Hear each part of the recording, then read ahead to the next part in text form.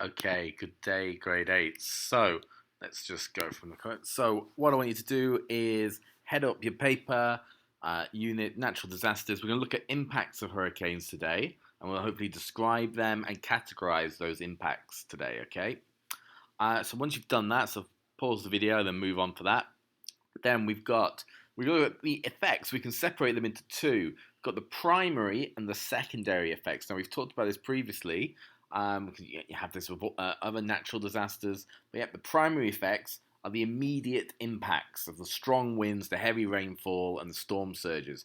So people killed or injured by debris being blown around, drowning, buildings being destroyed, etc. That's the primary effects. Then the secondary, and it kind of makes sense. The secondary is like the impacts that follow afterwards. Okay, so once the storm has moved on, then well, there's still going to be people who've maybe left homeless. There's going to be there's got a lack of clean water here, but it could also be the power outages that are lasting. They could be the roads that are damaged. The diseases that can be created because of these disasters. And now, maybe when you think of a hurricane, you might think of those primary effects first, but actually, those secondary effects can be just as bad or even worse. Okay. So we're just going to watch you this short video, and I want you to make this table here where it says weather, primary effects, secondary effects, and you're just going to watch this video and add in the weather that you notice. Now you could use your own artistic license and what you already know, the primary effects that you notice, and then afterwards, after the video is finished, we'll think about the secondary effects. Okay. So if you go to this video now, I've talked about this video before briefly. So we've got these different types of effects here. You can see the wind coming from the ocean. You can't see the ocean there. If I go to this bit, you can see the ocean is there.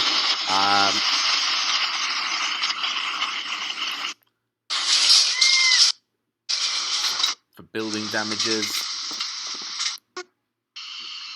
infrastructure damage. I'll let you the flooding there. Obviously, schools were closed during this time, and as I showed you a video before, the buildings being shaken, fish tanks,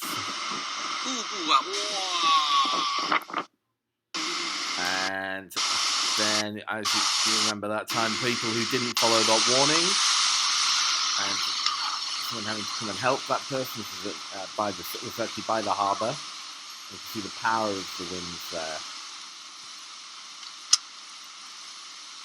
I'm not sure who's taking the video while this is happening, but still, I think that kind of gives you an idea of some of the other issues. Okay, so I'll let you go through that video and put in those effects for the weather, the primary effects, and then think what would be the secondary effects. So that's just happened to that building.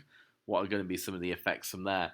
The damage, so the cost of the building being affected. The hotel, that was a hotel there. That hotel will be closed, so people will lose their jobs. Schools will close, people's education's impact. So all these effects here, just to make as many as you can think of. Okay.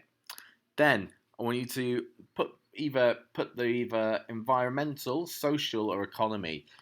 So if it was jobs, which one of these three would it be? Social, environment, or economy? Yep. Employment, so yep, economy. If we talked about education, that would be social. If we talked about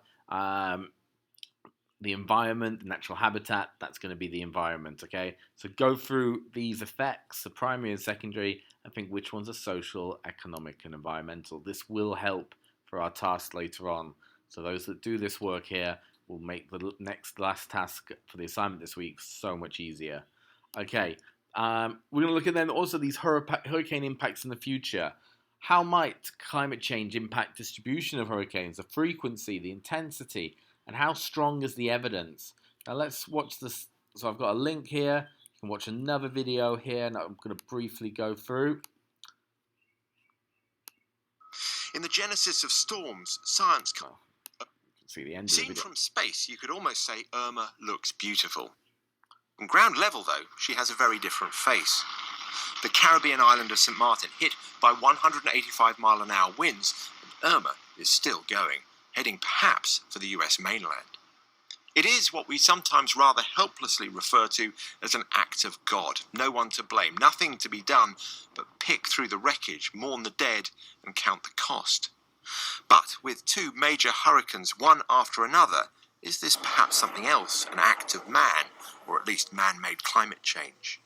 The Greek president today was categoric. This was climate change, and President Trump must act. I speak directly to the United States, he said, because they are the victims of climate change for the second time in a few days. But are the scientists as certain as the politicians? From observations alone, we will never be able to say that this is the event that would only have happened in a changing climate, because if you drill down to the individual storm, all extreme events are unique. However, we can say, and we need observations and climate models to do these studies, but we have climate models nowadays that can do this kind of job. We can say that the likelihood of certain events occurring has changed due to anthropogenic climate change. And definitely the very extreme rainfall is one of the things where the likelihood has increased due to climate change. This year in the North Atlantic, there have so far been 11 named storms, of which 6 have been hurricanes. The average between 1981 and 2010 was 6 named storms and 2.6 hurricanes, so we appear to be well up. In terms of wind speed, Irma is the joint second strongest on record at 185 miles an hour, eclipsed only by Hurricane Allen in 1980 with a maximum wind speed of 190 miles an hour. And with 2.25 days at Category 5 intensity so far, Irma is the 4th longest duration hurricane on record, but still a whole day behind Hurricane Cuba, which in 1932 blew for 3.25 days. The mechanism by which a warming climate might cause more hurricanes seems pretty clear-cut.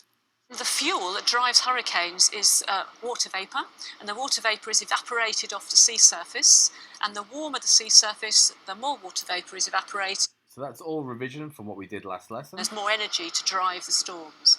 So with global warming, the sea's warmer, and there's more water vapour being evaporated, and there's more of the fuel to drive the big storms. And if we look at this graph produced by the US National Oceanographic and Atmospheric Administration last year, it does show a steady uptick of average sea temperatures. However, there are many other factors at play in the formation of a storm, some of which actually become less likely because of a warmer climate. There is a competing effect, which is that if we also see higher temperatures higher up in the atmosphere, that actually weakens hurricanes.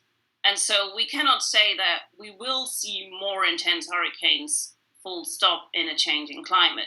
But with the hurricanes that have been analyzed so far, there have been a number that have intensified due to higher temperatures, but there is also a number that have weakened due to higher temperatures.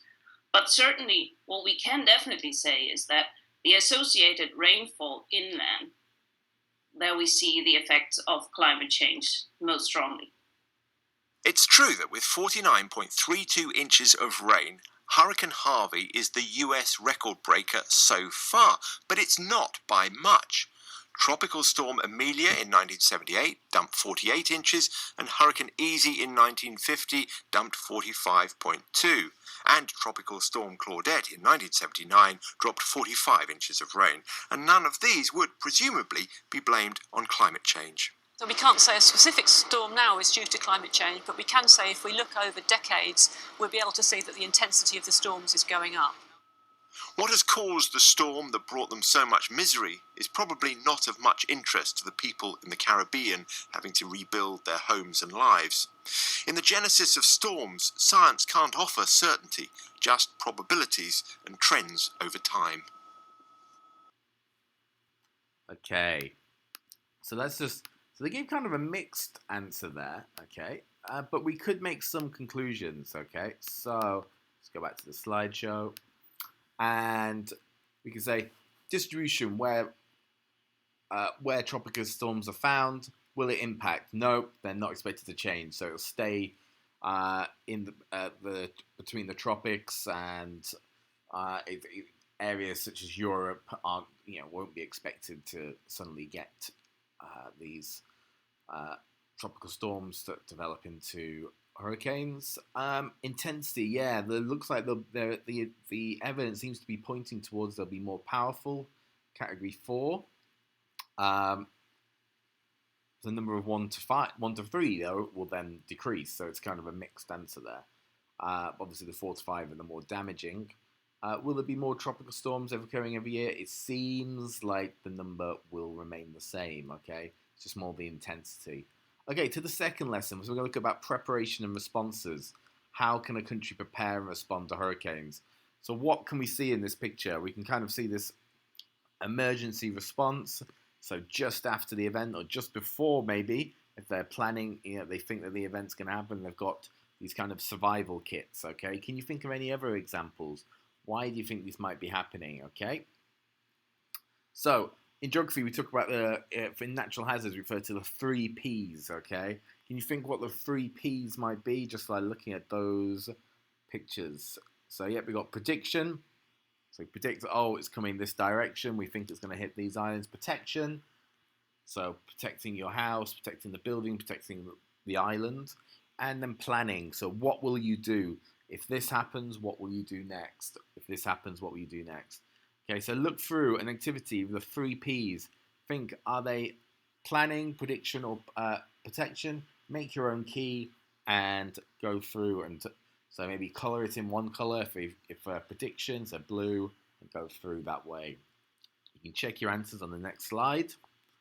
Okay, so we've got loads of ideas of how to predict, plan, and protect. Now, when we talk about responses, we've got these immediate responses. So when a storm is forecast or immediately afterwards. So this here would be a kind of immediate response here. And then you have the more long-term responses. So maybe to help restore the area, reopening schools, repairing bridges, repairing roads, and then maybe creating more protection for the future, better plans for the future. It needs to be the long terms. Okay, and these examples are going to help you in the next task. So we've got these 2 agencies you might have heard of, and these will come up a lot in your coursework. So NEMA and the Bahamas Red Cross, okay? I want you to do a research task. Now, you don't need to give the source. I just want you to have the right, when you're going into next year, you've got the idea of where you're going. So when was it set up in the Bahamas? Notice how it's the Red Cross Bahamas, not just the Red Cross. When was it set up? If you can give the source, brilliant. If not, I'm not too concerned this week. Where is it located in the Bahamas? Where's its headquarters? The aims, the goals of them, for this one and for this one. What do they do before a hurricane? What do they do during a hurricane? What do they do after a hurricane? Now, you can get this from NEMA's website, from the Red Cross website. You can also look at newspaper articles. And there is information online if you go even because of about the coursework questions. If you put them into Google, you put in about NEMA Red Cross coursework social studies, there is actually a video that goes over this task, okay? And I'll put the link into the document later, okay? Your assignment, so you're going to write a letter to the Prime Minister describing the effects of Hurricane Matthew as it hit New Providence in 2016. It's going to use all the knowledge you learned from lesson 1 and 2 and this week, okay? From lesson 1 and 2 this week, you will need to research for this, e.g. look at newspaper articles and the months after the storm, do some research, but you don't need to give the sources for this one. Think about how people prepared for the hurricane, what warnings, what made you aware of these, what was the weather like, what were the primary effects, how did you feel, what were the secondary effects, what agency helped, so maybe in the news, did you see, what did the Red Cross do, what did NEMA do, and how could the response be improved in the future. Okay, so you're writing a letter explaining your experience to the Prime Minister, okay? So when you've done that, upload it to Plus Portal, and as it says in your document, so for the due date is on the 25th of May. Okay, thank you very much. Have a good week. Any questions, just send me an email.